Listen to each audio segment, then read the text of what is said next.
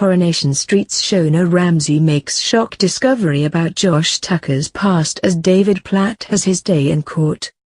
Shona is taking no prisoners tonight as she goes on a hunt to find out the truth about Josh's evil past, but can she convince David to speak out? Shona is not letting sleeping dogs lie tonight as she goes in search of information about Josh, and whether her boyfriend David is his only victim. Josh is getting increasingly concerned about Shona when he finds out from his old training partner, Claire, that Shona has been sniffing around the gym where he used to work. It turns out Shona has duped Josh's old colleague, December, into meeting up. They have a chat, and after Shona pushes him for answers, she is horrified to discover December is one of Josh's victims as well, but December hurries away without wanting to discuss his ordeal any further. David rots away in his cell, nervous as Gary prepares to take the stand.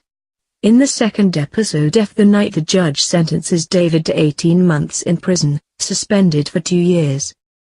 Alia is concerned by what she is seeing, wondering why Josh seems concerned, and becomes unnerved when she sees Josh and Shona have a full-blown row in the second episode of the night. Shona warns her Josh is not who she thinks he is, before going to David to urge him to report the rape, revealing what she has heard from December. David considers what to do, but will he open up about his ordeal? Meanly, Imran and Yasmin don't want Zidane to leave Weatherfield as the weight of his guilt over beating up Phil made him make a quick decision. Rana also begs him to change his mind. Also, Faye stops by number 11 and suggests Felon could be alive due to the smashed window. The police assure Eileen they're doing whatever they can to track down the culprit, and try to make her feel better by saying they have no reason to believe Felon could be alive. In the second episode of the night, she confided in Leanne that she's being terrorized by a stalker, and the police have told her to keep a diary. Later on, Nicola tells Eileen she joined an online chat group for soon-to-be mums and has become good friends with one of them.